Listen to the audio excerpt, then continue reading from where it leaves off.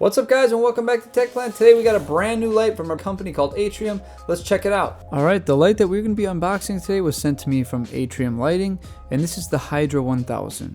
So let's get it out of the box and see what it's got. Like usual, we do have a user's manual and kind of like a support card sitting in here.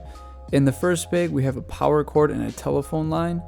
However, this power cord is a little different than some of the usual ones that we see, but it's still good nonetheless. The telephone cable is actually used for like a master-slave setting. You can kind of have one light control the rest when you're dimming them. Next is a bag of little pulleys for actually hanging in the light, and we see this in a lot of lights nowadays. Always happy to see it included. And that's going to be followed up by kind of like steel hanging cables. These will actually attach to the light, and these ones are surprisingly thick compared to a lot of other brands I've seen. So they're really sturdy and really nice, and they come with some zip ties. This last cable, which I have not seen yet in a light that I've unboxed, is actually really nice because this is a DC connection cable basically, and this will allow you to take the driver and the other controller off of the back of the panel and kind of have it mounted somewhere else, so you have like less clutter hanging on the light.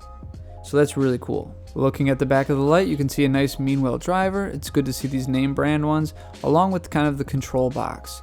I do really like the kind of black coating finish that's on the aluminum panel that the lights are kind of mounted to. Looking at the actual control box, you can see you have your on and off switch, followed by your master slave ports. This is so you can link multiple lights together with that telephone cord, and then you can have one light control the rest. This light is dimmable, and that little screen that I just showed you actually displays how many watts your light is consuming. I think this is a really awesome perk to have on a light, and you can know exactly what you're using, and it will just help you for future grows. On the side of the control box, there is the kind of lead follow switch, and this is kind of how you decide which ones are slaves and which ones are the master. If you remember in the beginning when I showed you that extension cable, that's for right here. You can basically unscrew this and put that in between, and then you can remove the control box and the Meanwheel driver completely off the light, giving you just much more flexibility on where you put it and where you hang it, and it will help bring heat away from the actual light. This is a really cool feature. Looking at the front panel, you can probably already notice that something is very different compared to all the other lights that I've unboxed in the past. A lot of complaints by people who grow with these are that it's very hot in the center, and then you kind of have a really big drop off in the corners of the light, if that makes any sense, just because they're more like a spotlight and they have a small form factor. However, Atrium Lighting is trying to combat that by putting more LEDs towards the edges in hopes that you don't get as hot of a center and you get a little better spread. This company is also using Samsung LEDs, which are really good in the industry right now, so that's another perk, and they have a good mix of the warm and cool ones along with a few kind of red LEDs. As I said before, this is a completely dimmable light and it's controlled by a knob, or if you link multiple together, one light will control the rest. That's again another really nice feature. I love being able to dim a light so I don't have to use it at max at all times. Like usual, we're going to kind of test it out with a watt meter and just kind of see what ranges we're working with. And here is where that screen comes in handy. This thing actually displays the wattage being used, and I think that is fantastic and an awesome perk to have on a light. Do note that the watt meter might be off by about 10 watts. These panels are supposed to be about 100 watts, so I would imagine theirs is a lot more accurate than mine. So the very lowest setting is about 10 watts. And then if you put it up to about 50%, you're hitting about 50-55 watts. And then finally, if you max it out, you're at about 100. Honestly, the little screen on there really makes the dimming function a lot of fun.